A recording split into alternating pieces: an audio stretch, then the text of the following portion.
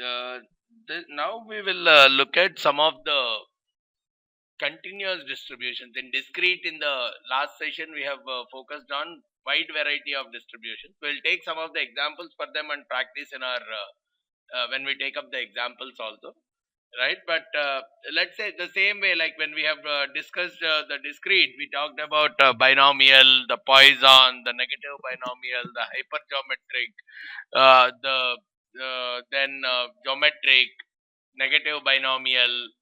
There are so many such distributions which we have talked about.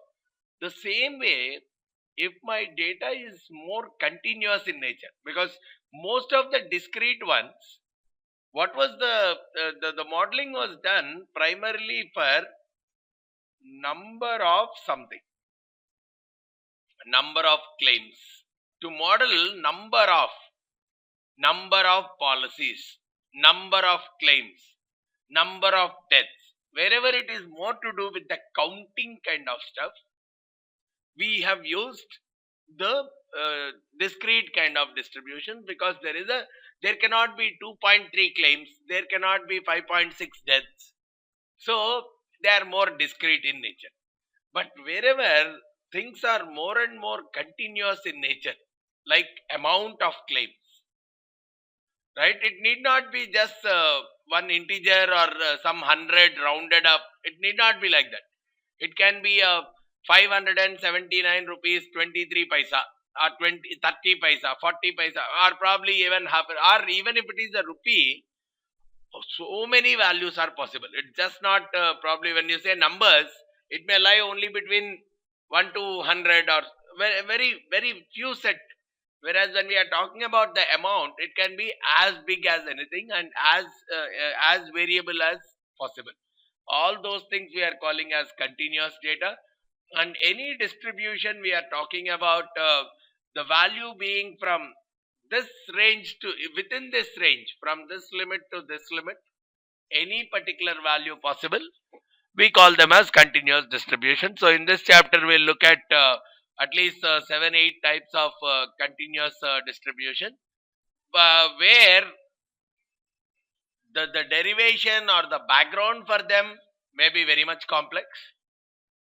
There is a lot of integration that goes into it. There is a lot of there's a lot of mathematics that goes into it. But as far as we are concerned, in terms of the exam oriented kind of stuff, a lot of things get boiled down to the usage of tables,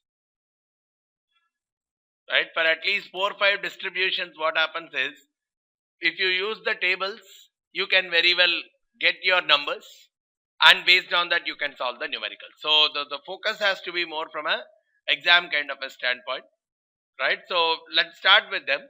The first of the lot is a uniform distribution, which we had even in the case of discrete also, like all values having equal chance of occurring, rolling a dice 1 by 6.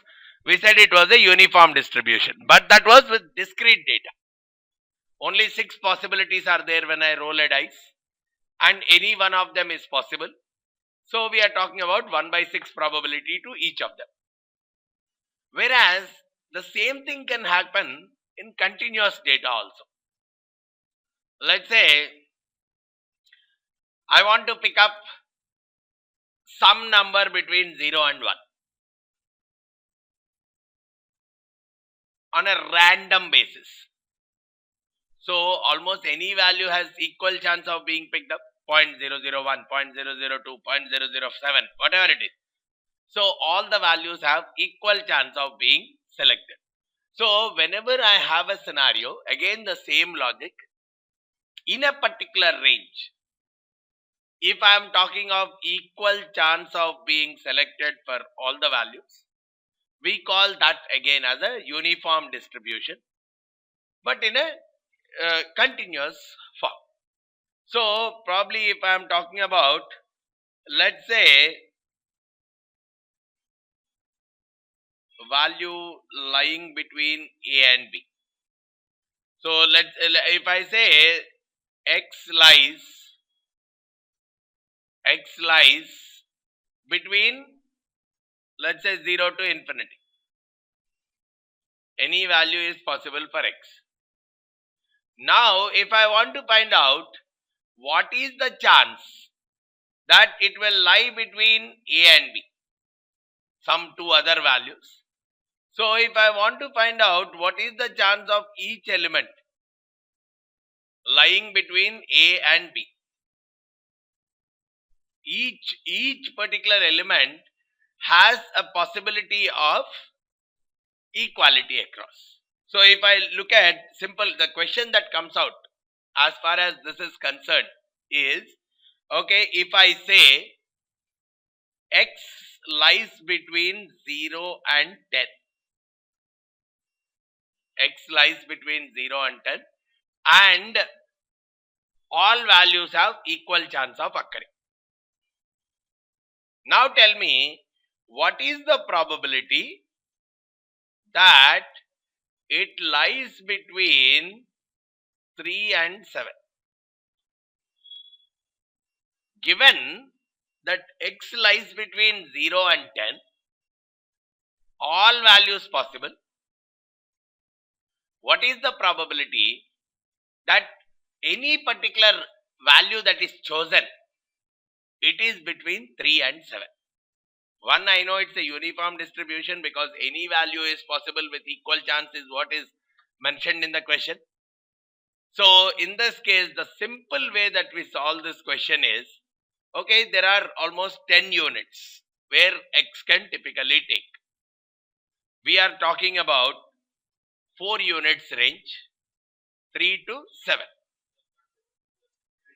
This is continuous. Any value between 3 and 7.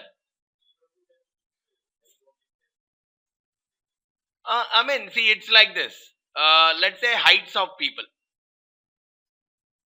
Right? It is still continuous. But yeah, the typical height could be probably between 3 feet to 7 feet. Or 2 feet to 8 feet. It may not be more than that, right? Between 2 feet and 8 feet, almost all human beings are lying. Or probably 0 feet to 10 feet. Beyond that, no human being is there. Right? So, the total probability is coming out between 0 and 10 itself. Whether it is continuous or discrete. See, the continuous is coming because so many values are possible within that range itself. You cannot count how many values can come between 0 and 10. It can be 0.2, 0.3, 0.23, 0.237, 0.2389, depending on the scale of measurement you are using. Almost every value is possible. That's the reason we are calling it as continuous. It has nothing to do with a range. See, if I say only 0, 1, 2, 3, 4 are the values possible up to 10, then I will call it discrete. Almost any value possible between 0 and 10, including decimals and all. So the number of possible values is increasing drastically. That is where we are calling it as continuous. So if he is saying that x lies between 0 and 10, which means totally any value can come from 0 and 10. Now the question is, what is the chance that any particular value you have picked up, it lies between 3 and 7 only out of that. So the simple way that we are looking at is, if I am looking at the range of 0 to 10, right, there are 10 possible units almost. The difference is the range is like 10 units. Whereas the required probability range is 4 units, 3 to 7, 4 units. So the probability is nothing but 4 by 10. A very simple kind of a definition, right? Each item has a probability of, in the denominator will directly take 10, which is nothing but 1 by b minus c. If the question is talking about the allowable limit between 0 and 10, the denominator always talks about 10, the difference between the two. The numerator always talks about what is our favorable range, what range we are typically looking at. and that is what we compute as the probability in this case. So it's the only difference between a continuous and discrete case here is, here we are talking about a range of values. There it is only 4, 5 set of values. So in this case, if the question is about find the mean of this, so in this example, because it lies between 0 and 10, the mean of it is 0 plus 10 by 2, which is 5.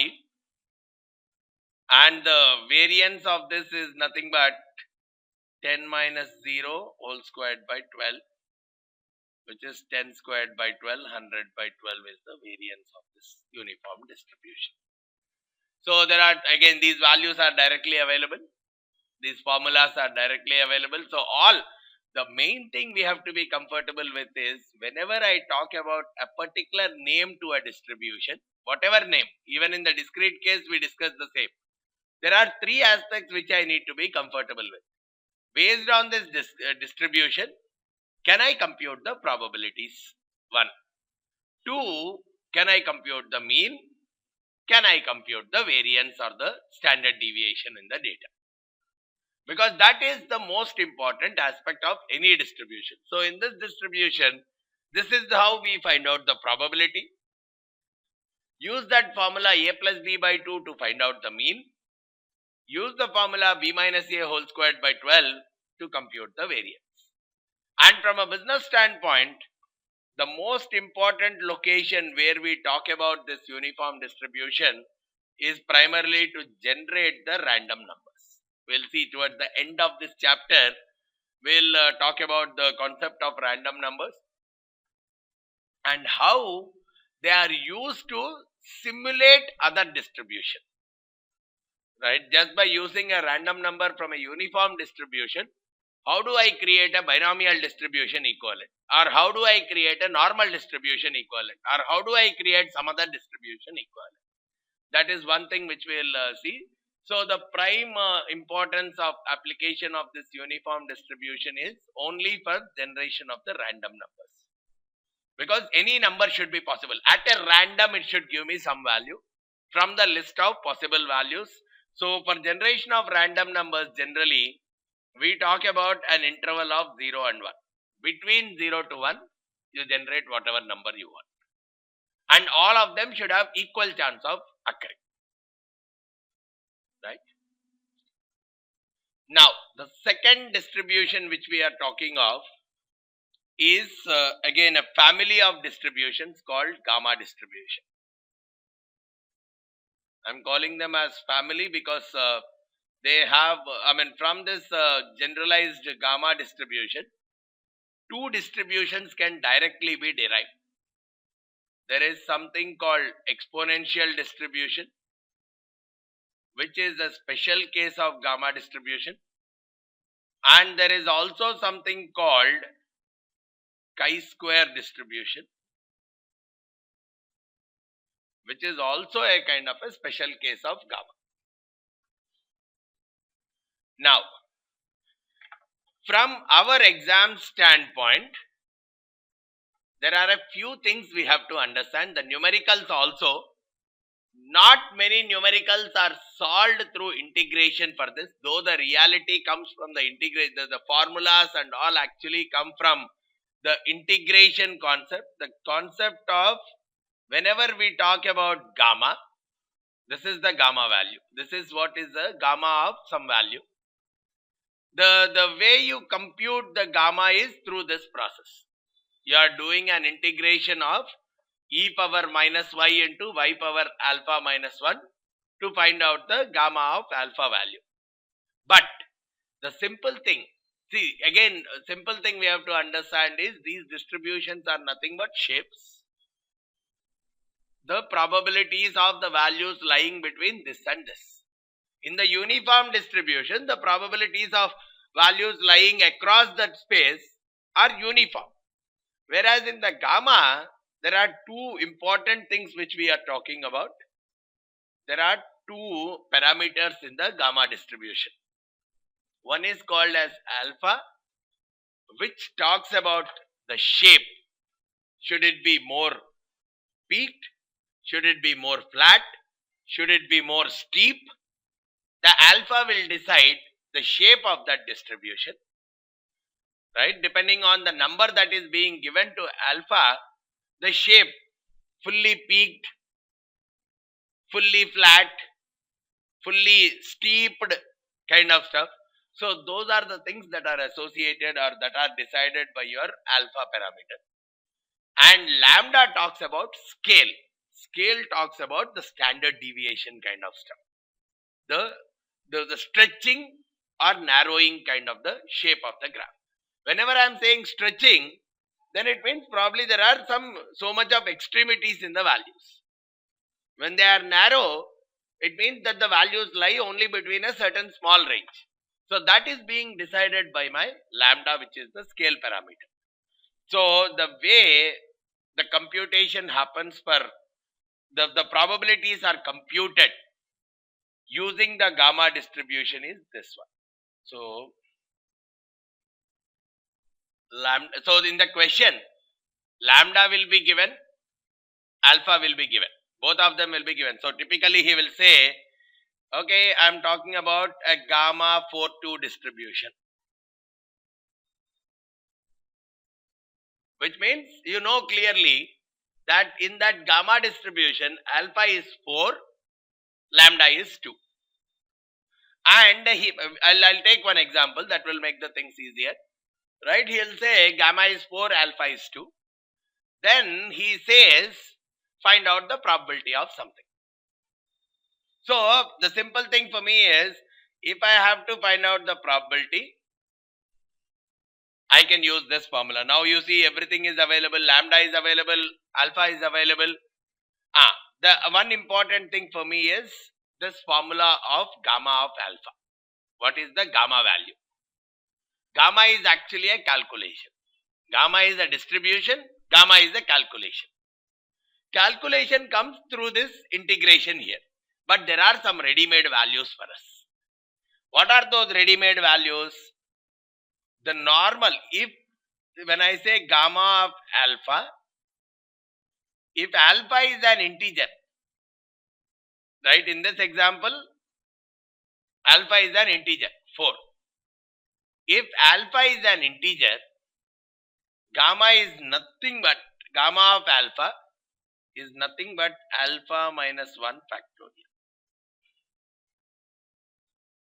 One important relation for us. So whenever we say in this example, right, where alpha is 4 and lambda is 2, gamma of alpha, when I am saying here, gamma of 4. Gamma of 4 is nothing but 3 minus 1 factorial. 3 minus 1 factorial is nothing but 6. 3 into 2 into 1. Right? This is one important relation from our exam standpoint. When I have to calculate gamma of any number,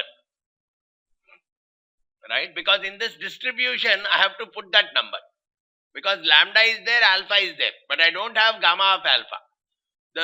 The questions he will give typically to us are, it generally does not involve the computation of gamma of alpha from this process.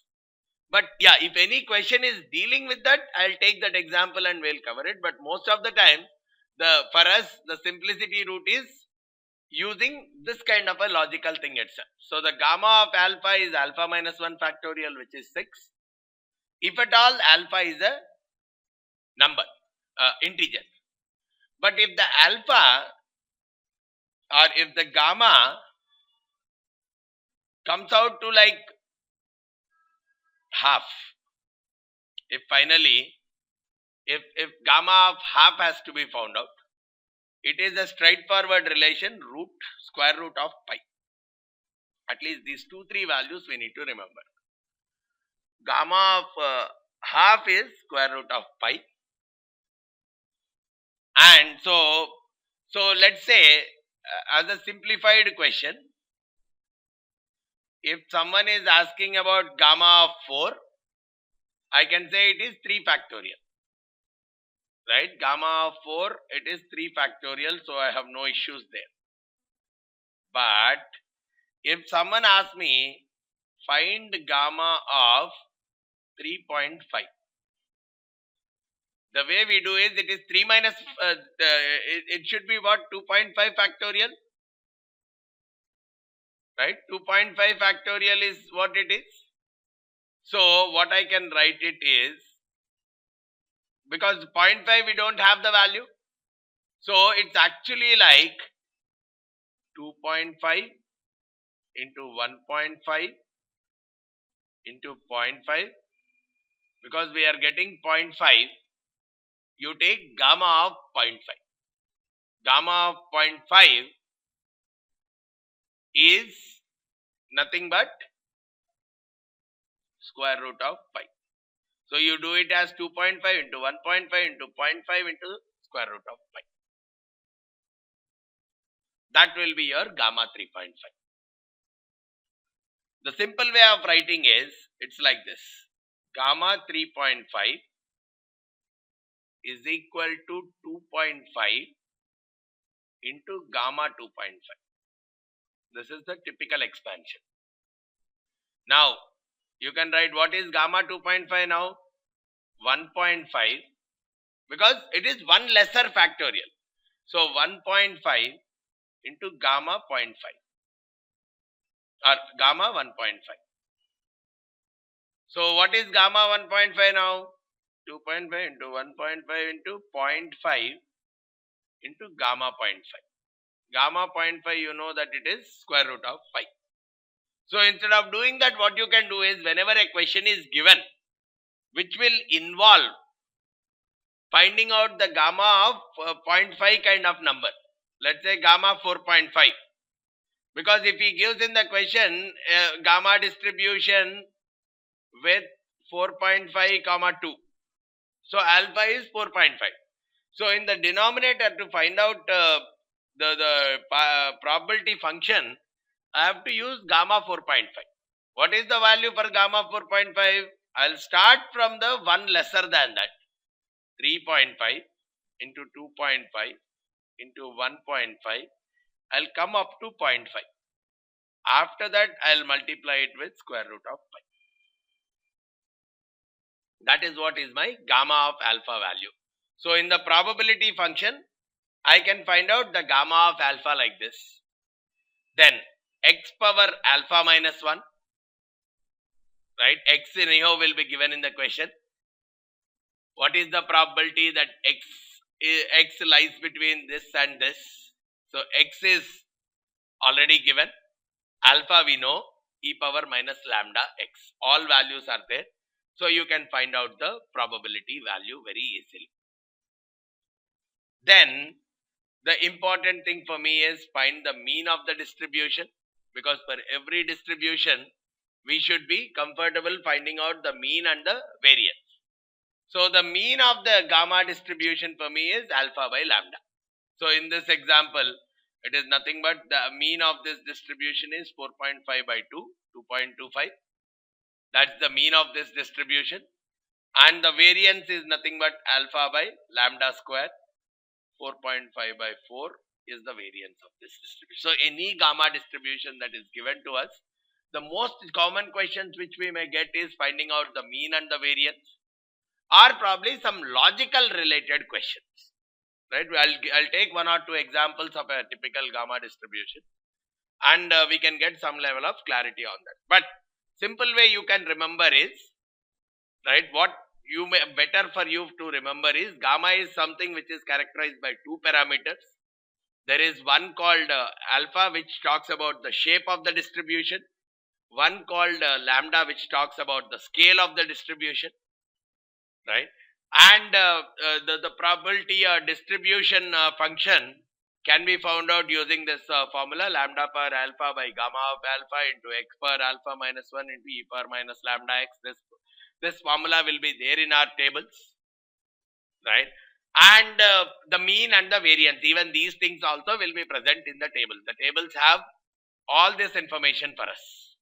Now, using this information, how do I do the calculations is the most important aspect for me, right? And the couple of important rules we may have to remember is, gamma of alpha is nothing but alpha minus 1 factorial If it is an integer, I can keep it like that. But if it is a kind of 0.5 kind of numbers, it's better to multiply them up to 0.5 and then multiply it with square root of pi, which is because the gamma of 0.5 equal to square root of pi. In case it is not that, then you have to actually resort to this method. So that makes it more and more complicated. So up to integers and up to 0.5s, you don't need to actually use this process.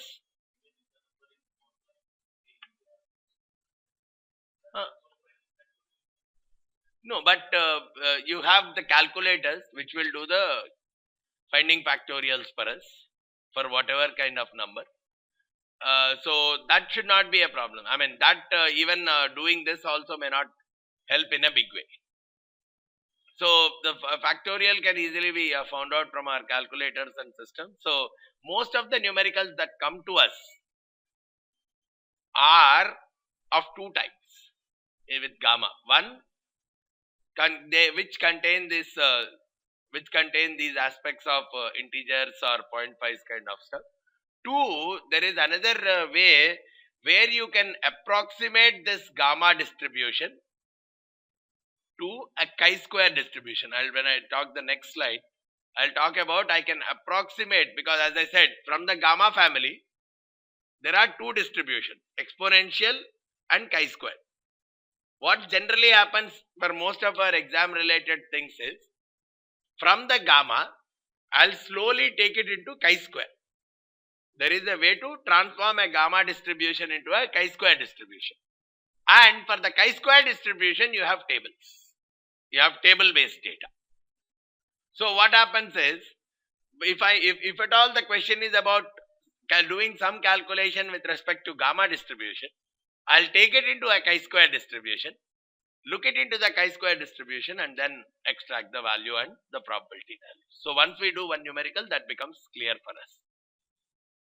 Now, how does this gamma distribution translate into the other two distributions? The first thing is exponential. In that exponential, when you make alpha equal to 1, alpha is nothing but shape parameter. When you set alpha equal to 1, which means in this whole formula, you again go back.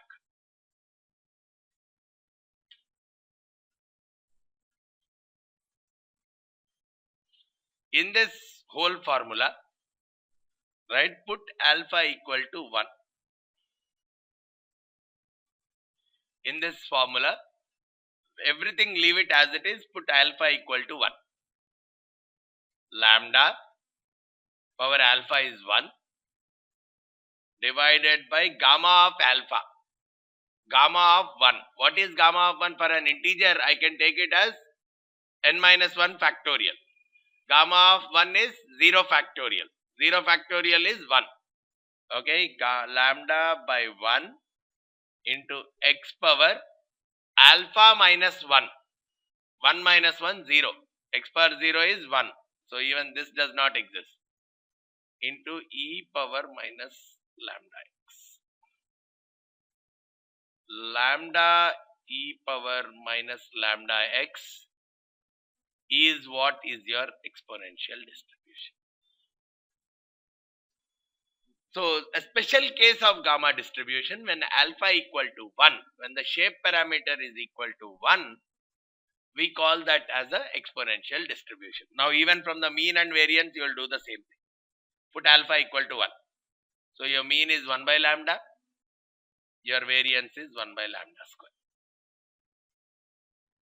So this is a special case of the alpha of the gamma distribution, which is your exponential distribution.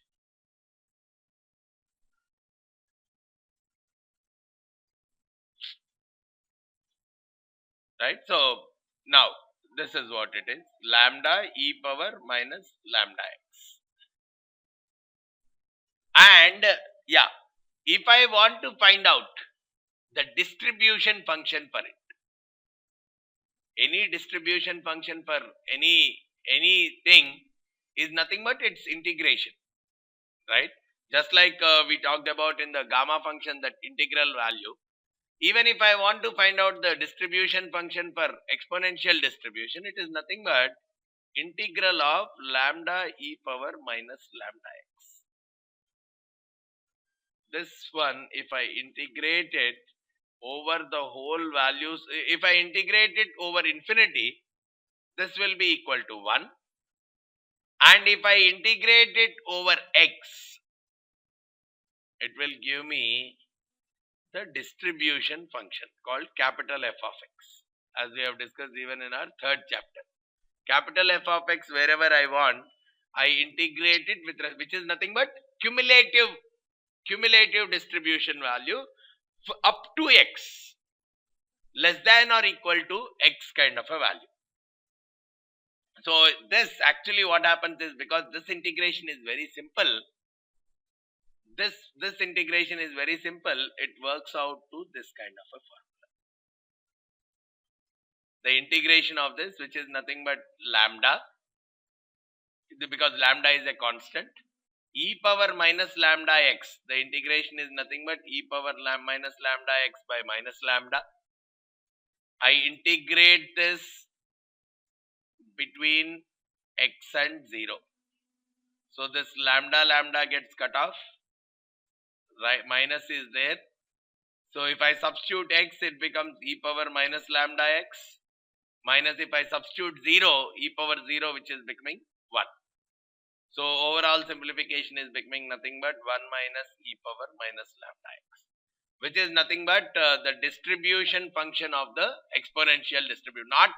For not many distributions, it will be so easy.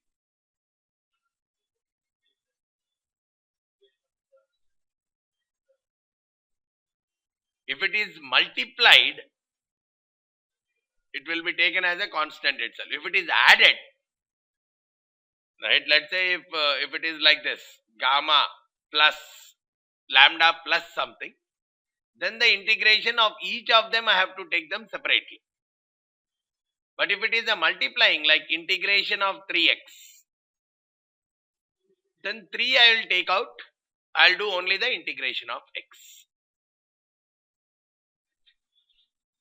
So this is one important distribution which we will use in a lot of applications, right? Exponential is having a lot of applications also.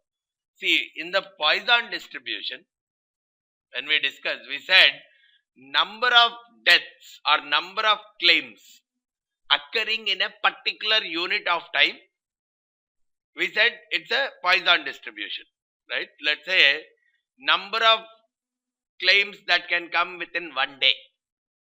If I have to do a modeling for that, within a particular time period, we can use Poisson distribution. Whenever we talk about number of certain things occurring within a particular time period, we are using a Poisson distribution. But now, if I want to model the waiting time between the two occurrences, let's say I am talking about 5 claims occurring within a day, right? If I want to model the waiting time that is occurring between two occurrences, we can model them as exponential distribution. Let's say 5 claims are occurring in a day. What is the chance that with a gap of 1 hour, I get 2 claims? Getting it? I'm talking about on an average, I'm getting 5 claims in a day, right? If I want to find out what is the chance that 2 claims occur with a gap of half an hour itself. So I'm not modeling the number of claims there. I'm talking about the waiting time between the two occurrences. That can very well be modeled using the exponential kind of a distribution. One application in the statistical or probability world is modeling the waiting times between the two occurrences. Now let's say we look at so anything talking about the lifetime, waiting time from this to this, or even If companies want to talk about what is the chance of the company going bankrupt in another 3 years, those kind of modeling, the time between two periods or two occurrences, that is something which can be modeled using the exponential distribution. Now, how do I look at the example? Let me take up this example. Of course, towards the end, we are anyhow going to practice some more questions, but just to discuss the basic concept, I am using this example. You see here, claims in a general insurance company, 24-hour call center, occur at the rate of 3 per hour. Right? 3 claims per hour. So, on an average, 3 means lambda equal to 3. 3 claims per hour. Because it is a Poisson distribution. For the Poisson distribution, the mean and the variance, both of them are lambdas. Because he is talking about 3 claims per hour, I am taking lambda value to be 3. What is the probability that the next call arrives after more than half an hour? Right? So, 3 claims per hour, and I am talking about what is the chance that the next call is more than half an hour. So, if I have to model these kind of stuff,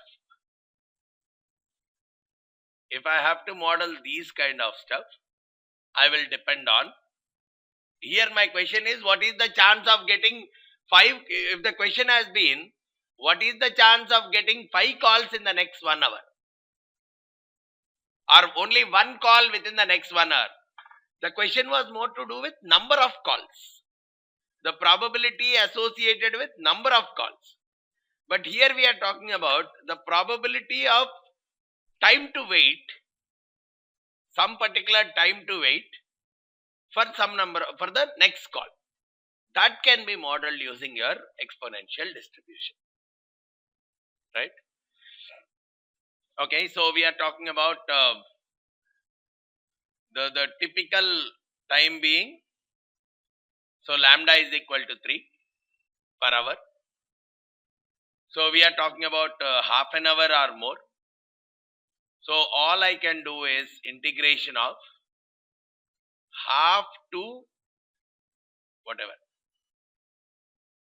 half an hour to n number of hours, any number of hours. I am talking about lambda e power minus lambda x, because he is asking about half or more. And this is nothing but in terms of hour only. Lambda is anyhow in terms of hour. Otherwise, we have to convert both of them into same time period. If he says probably 10 per 6 hours, then you make it as or probably 12 per 6 hours. Then you will say 2 per hour. So make lambda equal, because here the question is about half an hour. So both of them should be in terms of the same unit. The waiting time we should convert. So otherwise, if he says what is the chance that the next call comes after 30 minutes or 20 minutes, convert it into hour. Both of them, whatever that lambda number, average, as well as your the occurrence, both of them should be in the same time dimension. So I am saying here it could be anything between half to infinite, lambda e power minus lambda x dx or t dt, which is nothing but you can very well use this formula now, or probably you cannot use it because it is from a different range. So probably we'll do the integration here, 3 into e power minus 3x by minus 3. This is integrated between infinite to half. So minus e power minus infinite is anyhow 0, minus e power minus e power minus 3 by 2. Right? Which is nothing but e power 3 by 2, minus 3 by 2. This is the probability. So you can find out e power minus 3 by 2 value and say that this is the chance that the waiting time will be more than half an hour. The next claim will come more than half an hour. So we'll see what is the number, based on that we can talk about. So I'll say e power minus 1.5, 3 by 2. So which is saying 22% chance. So there is a 22% chance that the waiting time will be more than half an hour. Which means there is 78% chance that the next claim will come within the next half an hour itself. Because anyhow 3 are coming per hour, right? So on an average, it's only 20 minutes for the next one to occur. He is asking 30 plus minutes. So that's where it's saying there's only 20 or 22% chance for the next one to occur after half an hour. But if you are, so if it is before half an hour, almost before half an hour, then we are talking about 78% chance that the next claim will come in the next half an hour itself.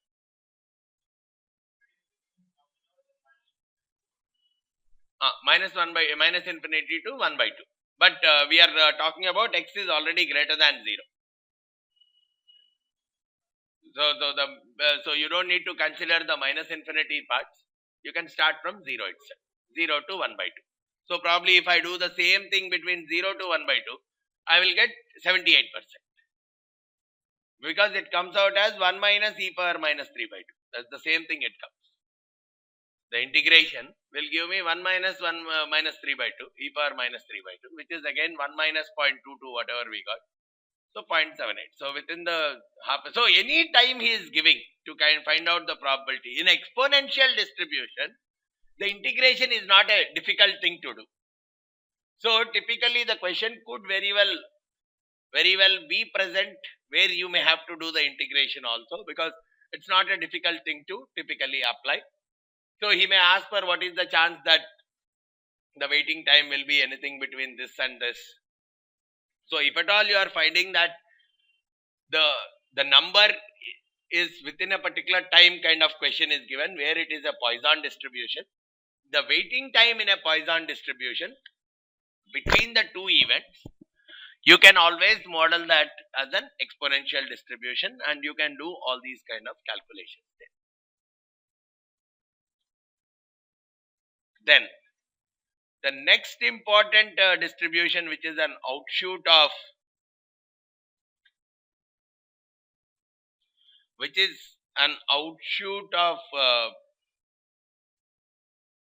gamma distribution,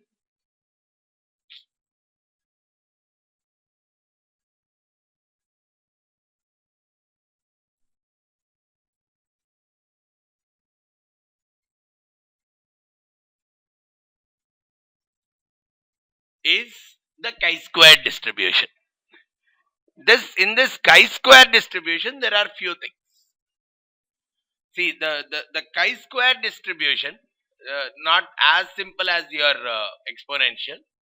See, in chi-square distribution, there is one important parameter called degrees of freedom.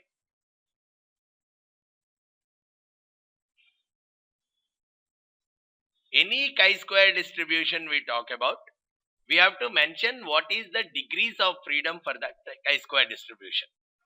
From a simple standpoint, it is nothing but what are the number of samples that are available for us for a free rotation perspective. So simple way for us is, for any question which we are looking at, any chi-square, even when I look up in the chi-square tables, I will be looking up for some particular degrees of freedom. And now how do I link this gamma distribution with that chi-square distribution is, in gamma we have two parameters, alpha and lambda. If the lambda is half, if the lambda value is half, when alpha equal to 1, we said it is exponential. If lambda equal to half and alpha is equal to half the number of degrees of freedom. nu by 2. So if let's say I'm talking about uh, gamma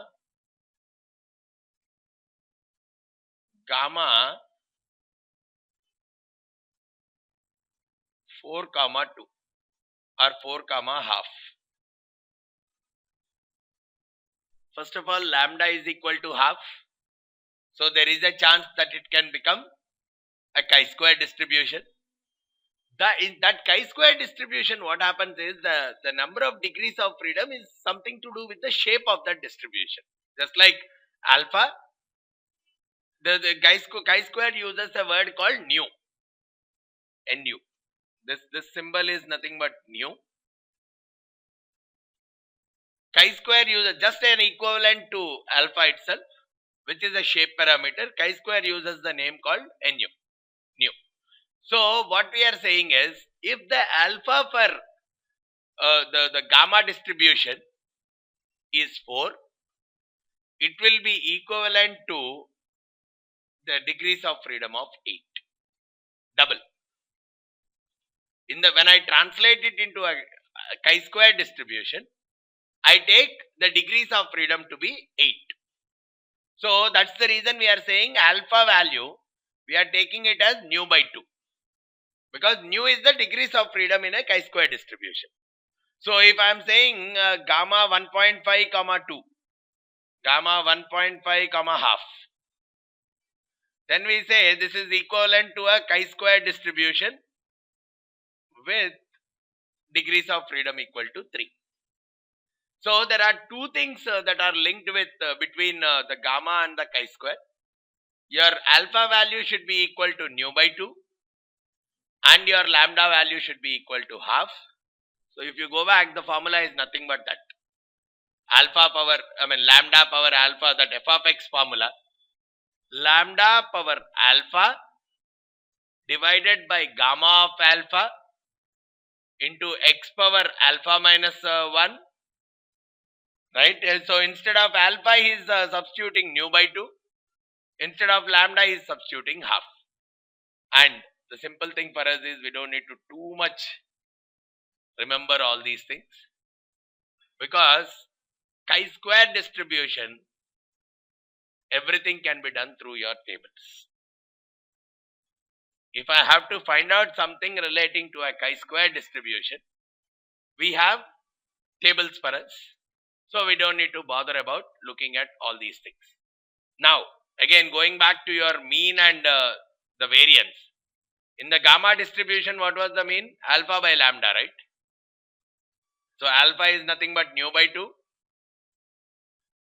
Lambda is 1 by 2. So degrees of freedom. So these relations are very important for us. The degrees of freedom will be equal to the mean of the chi-square distribution. So this is the important relation for us. If I am saying the chi-square distribution is having a degrees of freedom of 8, then it is nothing but the mean of that chi-square distribution is equal to 8.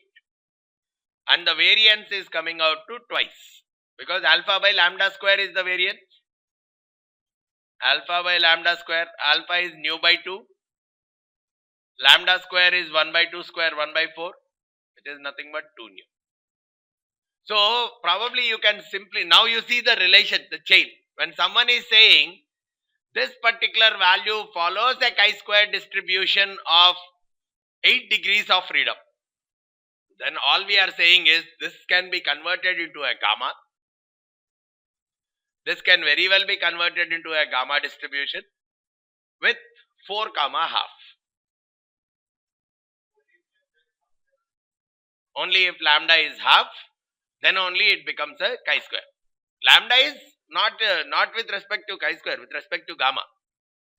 The lambda, if it is half, it boils. See, it's like gamma is a parent distribution.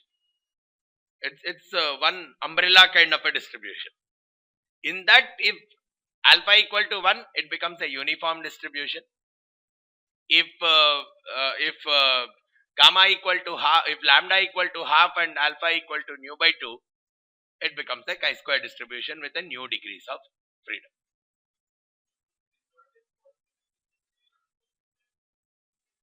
nu should be positive integer. No, in gamma also alpha should be a positive number only, greater than 0.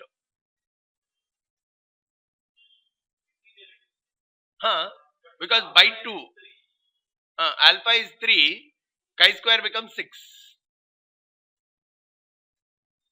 So in gamma, alpha could be 0.5 kind of number.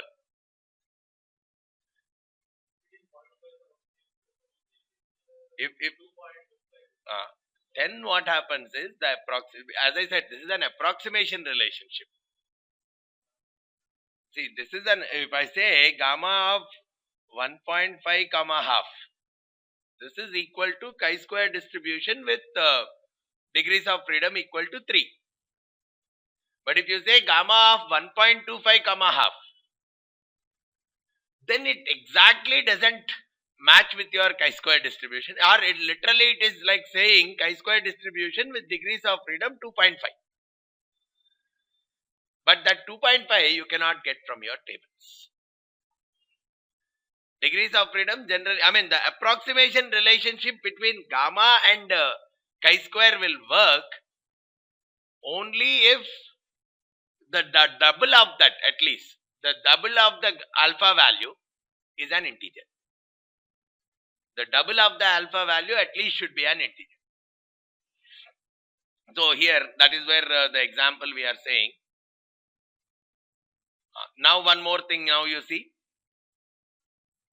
another important relation. Chi-square variable with nu equal to 2. Nu equal to 2. Nu equal to 2 means, what is the scenario of the mean equal to 2. When I say chi-square nu equal to 2, it means mean is also equal to 2. And at the same time, what is alpha? Alpha equal to 1. Alpha equal to 1 means it is becoming exponential distribution. Another important relation. Chi-square variable with nu equal to 2 is nothing but, so there is a relationship between exponential and chi-square now, where the nu equal to 2 means alpha equal to 1. So this is the kind of what you call comfort which you should get. How do I link all these distributions? Because if a question is given in one distribution, can I boil it down to some other distribution which can help me for my calculation purposes much easier? So now if you see nu equal to 2, degrees of freedom equal to 2 means alpha should be 1. Alpha should be 1 means it is becoming a exponential distribution. And on the other side we are saying nu equal to 2 is nothing but the mean. So I can very well say exponential distribution with mean equal to 2. One relation. And for the others, let's say if the question is like this.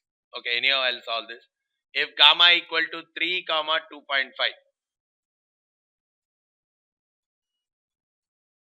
right? If gamma equal to 3 comma 2.5, here 2.5 may not work.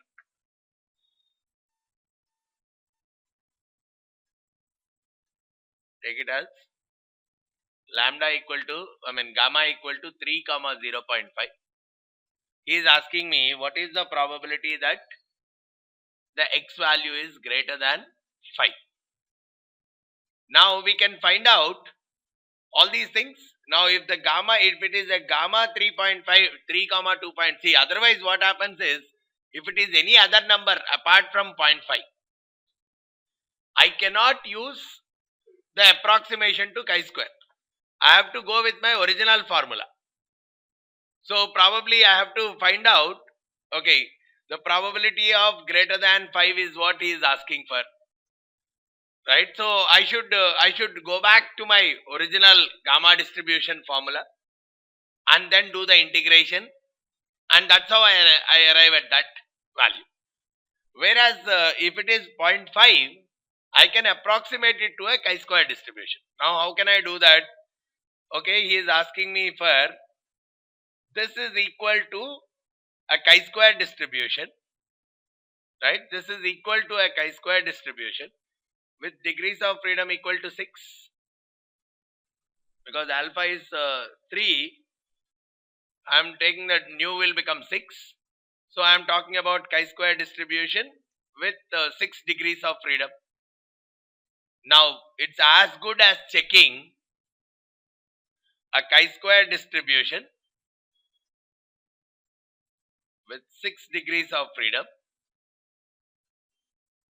for x value greater than or equal to or greater than 5. For x greater than 5, so I have to check out for my chi-square distribution from the tables, right? So let me just try.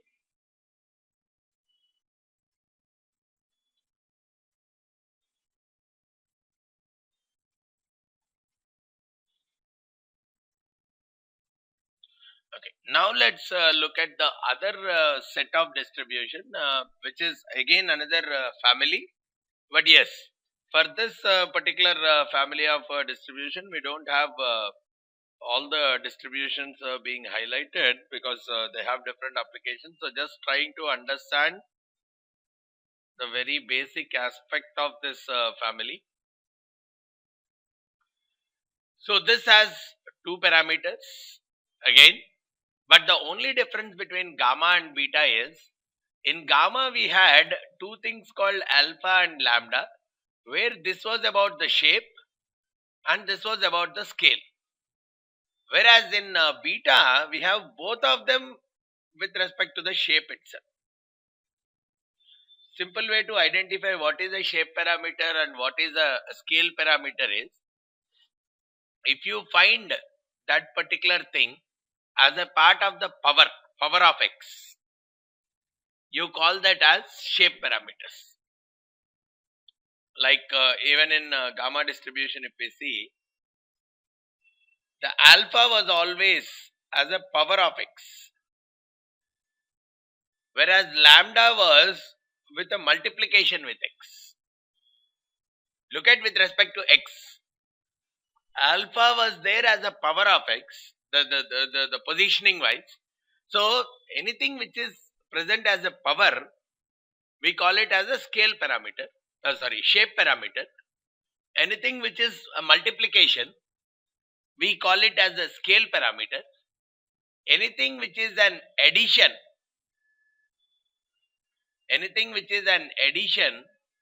we call it as location parameter. Which means this is more to do with the centeredness, mean. The other one is more to do with the deviation, whereas shape is more to do with the kurtosis and skewness, which talk about the shape of the distribution. They are as a part of the power. So that's the reason in gamma we said one is a shape parameter, the other one is a scale parameter. But when it came to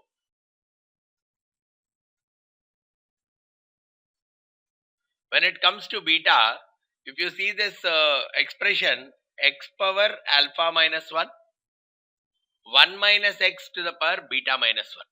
So both alpha and beta, both of them are as a powers of x only. So any distribution which is having two different shape parameters, not one shape and one scale, we are calling it as a beta kind of a distribution, where you are talking of both of them to be the shape parameters. And especially you see that the variable value will lie only between 0 and 1. And there is a relationship between your beta and gamma. Right? If someone says in the equation, if someone gives find beta of 3 comma 4, which is nothing but you are doing it as gamma of 3 into gamma of 4 divided by gamma of 7. Now gamma of 3 is nothing but 2 factorial, 2. Gamma of 4 is 3 factorial, 6. Gamma of 7 is 6 factorial, 720. So this is what is the value of my beta. So this becomes my distribution function for a beta distribution. I know alpha and beta, the two parameters of that distribution. Substitute it into that formula. You can very well get the equation for your beta distribution. And again, if at all someone asks, find the value between this and this, you do an integration on that between those particular limits. And now once you know the alpha and beta values, right, it's nothing but you can calculate this alpha plus beta, gamma of alpha plus beta by gamma of alpha into gamma of beta, that can be calculated. And x power alpha minus 1, once you know this x power, this you can find out x power alpha minus 1, this you can find out 1 minus x, so you can do the integration very easily here.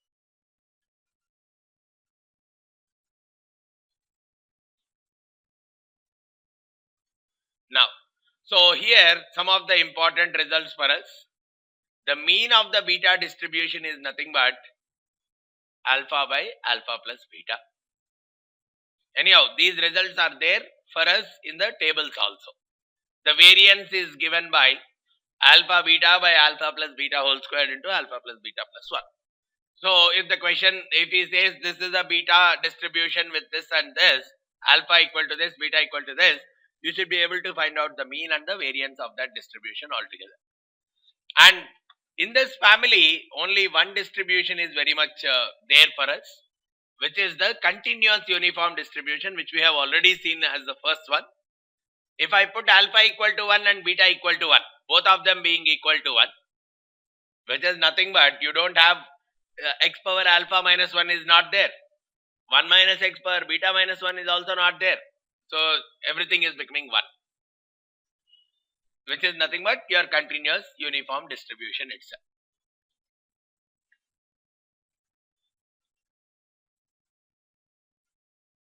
And yeah, now depending on the kind of alpha values we put, beta values we put, you can create all kinds of distributions. You can create the shapes of straight lines, you can create symmetrics, you can create skewed. Beta can be transferred into any kind of a distribution by changing the values of alpha and beta. That's the reason we call it as family of distributions. We don't need to consider how to convert one to the other here. But all if we can understand that by changing the values of alpha and beta, because simple logic is, let's say I put one of them to be zeros, beta to be 0. Then there is only one shape parameter. If beta is said to be 0 or 1, sorry, not 0, beta is said to be 1, then there is only one shape parameter, or beta is 0, then there is only one shape parameter for me, alpha. Only one shape parameter means I can somehow link it to gamma. If there are two shape parameters, then there is a alpha, then there is a beta coming up. But if one of them is missing, if beta is 0 or alpha is 0, one of them is not existing, then there is a close proximity that is coming to the gamma group of distributions. Right? The only difference between a gamma and a beta is nothing but here there is only one shape parameter, whereas here there are two shape parameters. If one of them is made 0, then beta is coming very much closer to gamma. From gamma again the others are derived. So due to this kind of interlinkage, the beta can be transformed into any kind of distribution literally.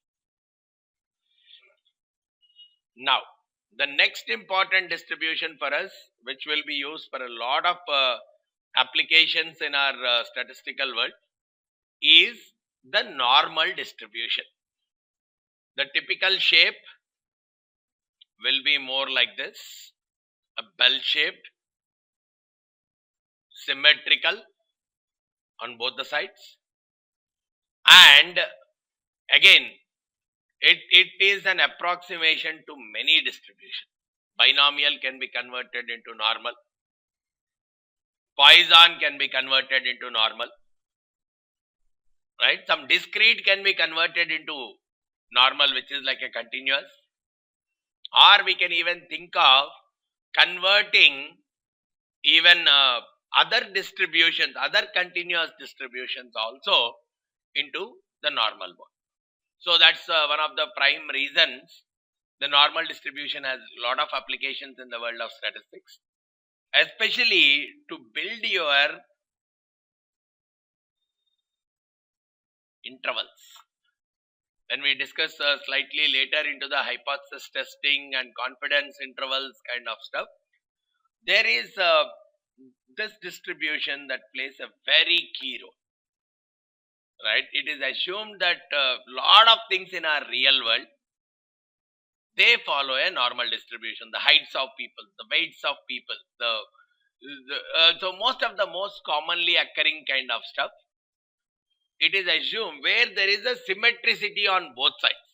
The chance of getting a lesser value is as good as getting a higher value. If those are the kind of scenarios that are there, they can very well be modeled using the normal distribution. And the mean for a normal distribution is given by mu, and the variance is sigma squared. Of course, the probability density function goes with this formula, but as an application for us, very simple, tables are there.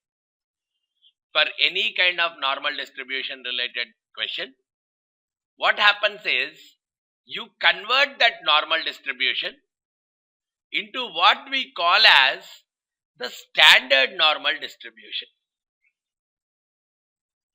Let's say if someone is saying, the exam oriented way, if I have to say, let's say X is a normal distribution with mean equal to 10 and variance equal to 5. Standard deviation is square root of 5. If someone is saying mean is equal to 10 for this normal distribution and variance is 5, the first thing what people do is convert it into a standard normal distribution. What is the standard normal distribution? A distribution where I can make mean equal to 0 and variance equal to 1.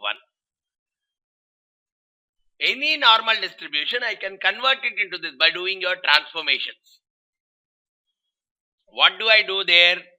Any X, if I subtract the mean from it and divide it by the standard deviation of it, this will have a mean equal to 0 and variance equal to 1. So instead of taking X here, what I'll do is I'll say X minus 10 by square root of 5. Because mean is 10, the variance is 5. That is a normal distribution. I convert it into a standard normal distribution by doing something like this. Now, why am I converting it into standard normal distribution? If I slightly go back, see, if you see this is the probability density function for the normal distribution. If I want to find out what is the chance or what is the probability that the value will lie between 0 to 10, if that is the kind of thing I have to do. Logically speaking, what should I do? I have to do the integration between 0 to 10 for this expression. Right? The integration for this expression is a very difficult thing. So that is where what people have come out with is approximation. Right? The integration for this is not easily possible. You have to make so many assumptions to integrate this kind of an equation. So the simple thing that is getting worked out is first convert it into a standard normal distribution, which means do this work, X minus mu by sigma. That is what we are calling as a standard normal distribution for us. And now corresponding to this standard normal distribution, what they have done is they have given the tables.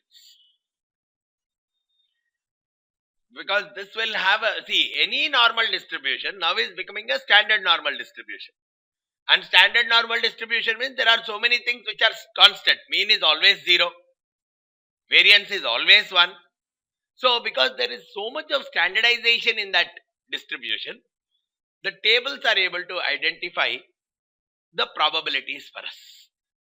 So once I convert it into a standard normal distribution, I can identify the probabilities very, very easily.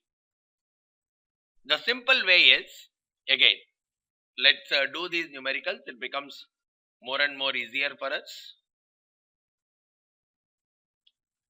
Now, so it is saying X is a normal distribution with mean equal to 16, variance equal to 25. So obviously mean mu equal to 16, sigma equal to 5. Standard deviation is 5. Variance is 25.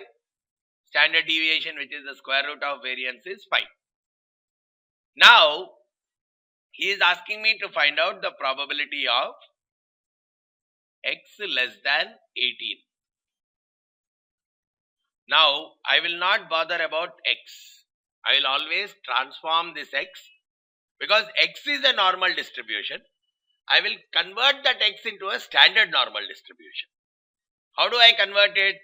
I will say probability of X minus 16 by 5, X minus mu by sigma is less than, here also I should do the same thing, 18 minus 16 by 5. So it's as good as saying, so this is nothing but a standard normal distribution. X minus 16 by 5 is a standard normal distribution. So I'll say probability of Z, which is a standard normal distribution, less than 2 by 5, which is 0.4. Now this I will look out for in my tables, right? So it's as good as any number that is given to you, you convert it into a standard normal thing. Subtract the mean from it, divide by the standard deviation. So it is 0.4. And he is asking for less than. So what is the probability that that is less than 0.4? The simple thing is, you open up your tables. It is nothing but in the graph, what it is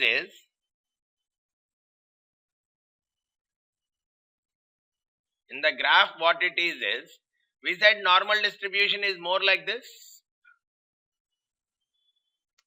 right? In the standard normal distribution, this is the 0. Mean is 0. This is the 0. So what happens? This area is 50%. This area is another 50%. Correct? 0.4 is somewhere here. So when you are saying P of less than X less than 18, it's as good as saying Z less than 0.4, which means this area. This entire area, how much is it? Your normal tables. So if he is asking about, let's say, going with this example, next one, X greater than 20. X greater than 20 is nothing but you convert it into standard normal. 20 minus 16 by 5. X greater than 0.8. So 0.8 may be somewhere here. 0.8 and greater. This is the area I require. Right? Now what happens is, my normal distribution table, the table, standard normal distribution table, always gives from the left of it. The area from the extreme left to that particular value. Just like in chi-square also we got only lesser on the downward side. Even this also gives me only to the downward side. So if I want greater than something, 1 minus you do, which will give you the less than something. Right? And another thing that you have to keep in mind is that those are given only for positive values. Let's say you got here as 0.4, right? X less than 0.4. You will get that value of 0.4 there. Right? When we open the tables, we can see for 0.4, you will find a value there. But let's assume you got this X minus mu by sigma as minus 0.4. Right? Probably instead of taking 18 here, if I take 14, probability of x less than 14 instead of x less than 18. What comes if you convert it into a standard normal? It comes out as x less than minus 0.4. The point is, so minus 0.4 will be somewhere here. Minus 0.4 will be somewhere here. So I need this area. I need this area which is less than minus 0.4.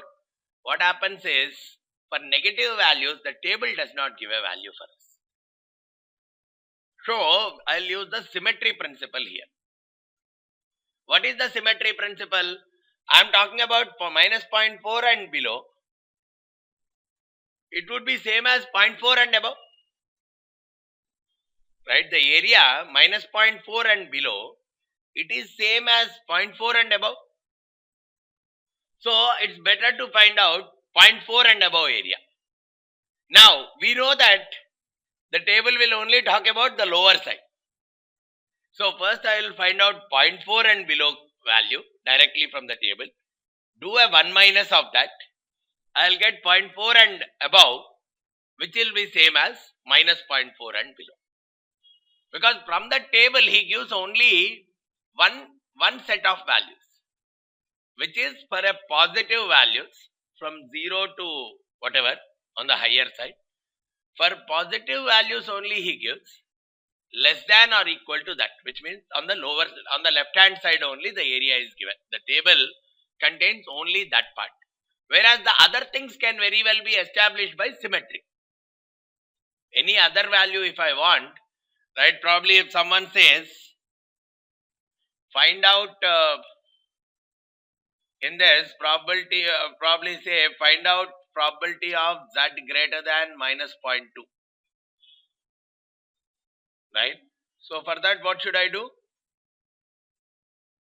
So this is 0, this is minus 0.2, this is plus 0.2. He is asking me about greater than minus 0.2. So this much of area I want, the right side area.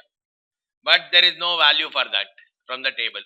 So I'll take, so symmetry will be, I take this 0.2, the below of it will be same as minus 0.2 and above.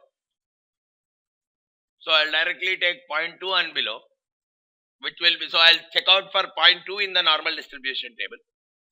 Whatever the area that comes out, I'll use it for minus 0.2 and above. Normal is symmetry. When the question is saying this is a normal distribution, it is full symmetry. That's the reason it has lot of applications. Normal distribution is always symmetry. The moment you have converted into a standard normal distribution, the mean is always 0. The variance is always 1. So the table is created only for that scenario, where mean is 0, variance is 1, and the table only talks about lesser than a particular value kind of stuff. So this is how we can do the calculations. And the second important thing with normal distribution is this, intervals. Whenever we say something is normal, some data is normal, there are few more things that I can talk about. This is the mean. Whether it is standard normal is 0, for other it is mu, whatever it is the value. What it says is, if you take 1.96 standard deviations on both the sides, 1.96 standard, let's say you're in a standard normal distribution, the standard deviation is 1 only. Variance is 1, standard deviation is 1. In any other data, whatever is the standard deviation, take the 1.96 standard deviations on both the sides. You say that the area will be equal to 95%. 95% area will lie between mean and 1.96 standard deviations on both the sides. So these kind of statements can be made only with normal distribution and nothing else. Same thing, 99% of the data will lie between plus or minus 2.58 standard deviation. These two values have a lot of application. When we do our few chapters later, we have something on sampling, hypothesis testing, lot of chapters coming up there. These 2 points will be very important points for us to do those chapters, because a lot of applications assume that your data is normal distributed, and which means you can very well say 95% of my data will lie between plus or minus 1.96 standard deviations from the mean, and 99% of the data, which means only 1% of the data will be outside those limits. Then only we say my data is a normally distributed kind of a data. So it has a lot of applications, and again there is another linking. A standard normal distribution, you take the square of the standard normal distribution. There is another linkage coming up. Linkages are very important for us. You take the square of the standard normal distribution, it will be a chi-square distribution with 1 degree of freedom. Again another linkage between. See, now all the distributions are somewhere or the other linked, right? Under some special cases, one distribution becomes the other distribution kind of stuff. So chi-square distribution with 1 degree of freedom. Now this can get translated into a gamma distribution, where alpha equal to 0.5, alpha equal to 0.5, lambda equal to 0.5. That will be a chi-square distribution. So from a chi-square from a normal I can derive chi-square, from a chi-square I can derive gamma. So that's a kind of interlinkage that is existing between all the distributions, and from there I can work out on exponential. All these kind of things can very well come out.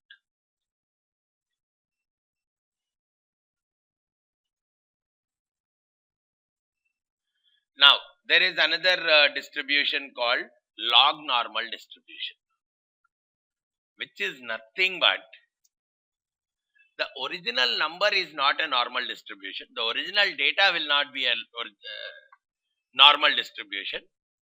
But if I take the logarithm of that data, right, if the original data is not normal, normal means we said 2 or 3 things will be satisfied, it should be satisfied for that. What are those? If I do a histogram kind of a plotting, it should be symmetric. Bell kind of a shape should be there. When I plot the graph for it based on the data, I should see that there is a symmetric curve in it.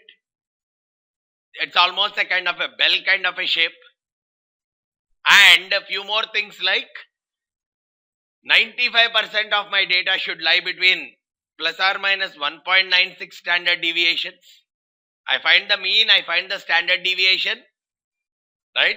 Take the range as minus 1 point standard deviation to plus 1.96 standard deviations.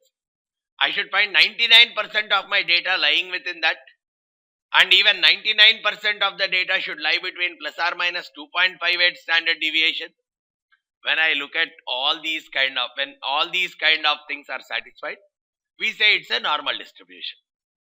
Now, if the data originally does not follow a normal distribution, but if I take the logarithm of those data, right, if I take the logarithm of those data, if it becomes normal, after taking the logarithms, if that data becomes normal, then we say the original data is following a log normal distribution. So again a linkage between normal and log normal. Original data does not follow a normal distribution, but I take the logarithm of that data, of each of the data, I take the logarithms of all of them, and after that check out that there will be a bell curve, 95% lying between plus or minus 1.9, all these properties if they are satisfied, then I say the original data follows a log normal kind of a distribution. Very heavy applications in the finance industry. especially for modeling your prices, claim amount, wherein there is a chance of very heavy values occurring. There could be like small claims, there will be more in number. Small amount claims, 1000, 2000, 5000, small amount claims, there will be very more in number. But large amount claims, there could be very large claims, but very few in number.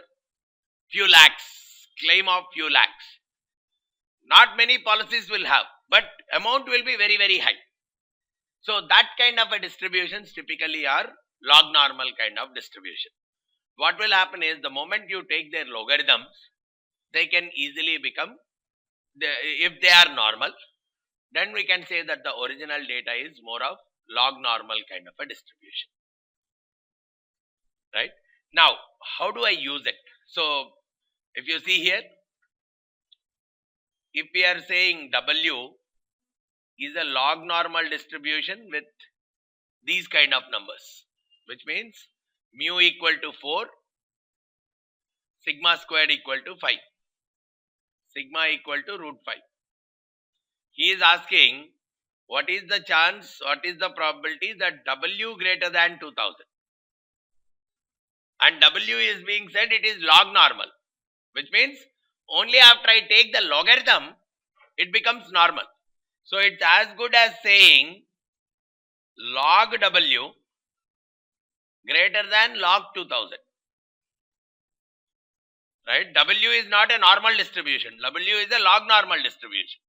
So when he is asking for what is the probability of W greater than 2000, I will convert it into logarithm and say log W, which is a normal distribution now.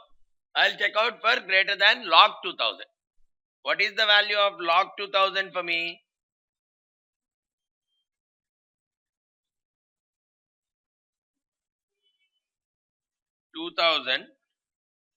I'll take the logarithm. So 7.6. Right? So which is as good as saying, so what is the probability that my log W, which is a normal distribution, greater than 7.6. Now because this is a normal distribution, I can convert it into a standard normal distribution. So I can say what is the probability that Z, which is a standard normal distribution, is greater than 7.6 minus mean, which is 4, divided by square root of sigma 5. So what is the probability that Z is greater than 3.6 by square root of 5? So 3.6 square root of 5 is 2.236 approximately. So 1.61. What is the probability that Z is greater than 1.61? Now, so Z is nothing but this area. This is 0. Z is 0 is this one. 1.61 may be somewhere here. 1.61 and above. Only this much I require. From the table, find out for 1.61, which will give me 1.61 and below. Do a 1 minus of that. You will get your probability. Right? So the mean, so if he is given some data like this, log normal, the only thing you do is you will convert it into normal and then try solving the problem as if it's a normal distribution itself. Because normal distribution problems are more easily to be solved compared to any of the things. But yeah, one more important point in this context is this mu and sigma, they are not for log normal, they are for normal. The mean and the variance, they are not for the log normal distribution, they are for the normal distribution. For log normal, this is what is their formulas. The mean of the log normal is this much. The variance of the log normal is this much. So probably if the question is more like this, this is one confusing area which people operate in. If he says if the mean of the log normal distribution is 9.97, it's a very common thing which people take. They take mu is 9.97 and sigma square they take as 635. That's a big mistake. The mean of the log normal distribution is that one. So it's as good as saying e power mu plus half sigma square is equal to 9.97. And e power 2 into the first part actually can be written like this. Mu plus half sigma square. If you see this is nothing but 2 mu plus sigma square. The first part. In the variance formula, e power 2 mu plus sigma squared is nothing but I can write it as 2 into mu plus half sigma squared into e power sigma squared minus 1. This is equal to 635.61. What is that I am able to derive here? This is nothing but, this part is nothing but mean square. So this is 9.997 squared into e power sigma squared minus 1 is equal to 635.61. Now from this I can solve for sigma squared. Only sigma squared is not known. Everything else is known from this equation. So I will get the sigma squared from this equation. Substitute this sigma squared in the first equation, in the mean equation. Only mu is not known. I can find out the value of mu. After that I will use it like this. After that I will use it like this. These are the mu and sigma squares. Getting it? When we take up one full numerical, we can even do it end to end also, finding out the probability using this kind of a distribution.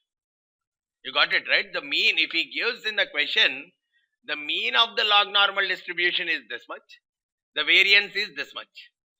Then from that mean is going with that formula for log normal. It's not mu, right? So using those two equations, you will find out your sigma square, you will find out your mu. Those two things, you take it as log normal of that comma this. After that you can solve your probability related questions. Fine. Then another class of distribution or another single distribution, which is a T distribution. Again the linkage is, it is linked to 2. A chi-square distribution with new degrees of freedom and a standard normal distribution. One divided by the other. Standard normal distribution divided by the chi-square distribution, or basically the chi-square distribution with its degrees of freedom, which is working out to be a T distribution. But of course, again, this is the probability density function, and if I have to find out the value between this and this, it becomes tougher to do an integration on all these kind of things. Again, a T distribution also goes with your tables only. But for the T distribution, one thing is, only degrees of freedom will come into picture. In the tables, for the T distribution, depending on whatever is the chi-square distribution degrees of freedom, the T distribution also will have the same degrees of freedom. If the chi-square distribution is having 7 degrees of freedom, the T distribution also will have the same 7 degrees of freedom. And based on that, so here it means the same way as we have checked out in the chi-square table, for 20 degrees of freedom, what is the probability that my T value is less than 1.5? For 20 degrees of freedom, what is the probability that the T value is less than 1.5? So if I just open it, for 20 degrees of freedom, What is the value I want? I want 1.5. Less than 1.5. Okay, see what it is, what this is talking of. This is giving me the greater than sign. Right? Because I want less than, I'll do a 1 minus of that. Right? So where is my 1.5 here? Probably in between these two. My 1.5 is lying somewhere in between these two. This is 1.32 because I am talking about 20 degrees of freedom. My 1.5 is somewhere in between these two. So let's assume more or less equally distance from these two. Otherwise, I have to do the interpolation part, which we discussed in the first chapter. Otherwise, I am making a blind start off saying that it is somewhere in the middle exactly. So which means I will take this area, the average of these two, 7.5%. Right? For 10%, for that area to be 10%, this is giving me for 10% it is giving me 1.325.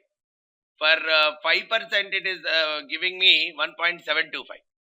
But I want greater than 1.5. Right? Which is probably I'll say 7.5%. So this area is 7.5% for me. The right side area is 7.5% for me. Now my left side area is 92.5%. So the probability that the T20 is less than 1.5 is 92.925. That is how we can use the T distribution tables to directly arrive at our probability. So we don't need to really bother about the integration and all these aspects here. This is just to understand the concept behind it. But the good thing is the shape of the T distribution, even if we see here, it is more or less similar to your normal distribution. Symmetric. The mean is 0 itself. So those things are common between the normal distribution as well as your T distribution, because the formula itself is there like that only, right? The numerator is nothing but your normal distribution. Z divided by the chi-square distribution. So the numerator is still your normal distribution. So the shape of the T distribution more or less looks like a normal distribution, which is symmetric with mean equal to 0 itself.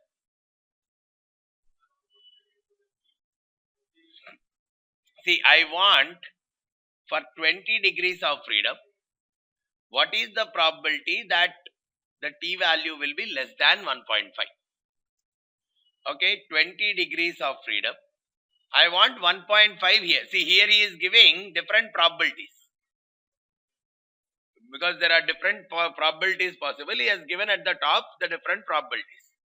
So, for 20 degrees of freedom, I am seeing where the 1.5 is coming.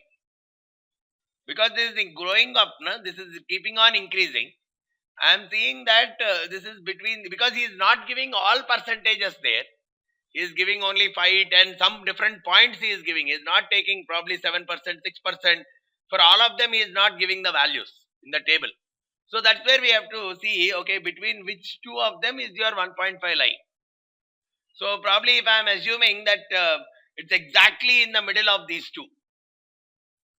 It's exactly in the middle of these two. It means probability wise also it should be exactly in the middle of these two, which is a 7.5%. That 7.5% is nothing but this shaded area. But I want the less than kind of a value, the left of the shaded area. So I am taking 92.5%. Anyhow, once we do 3-4 numericals, everything becomes more common also if we are with every practice.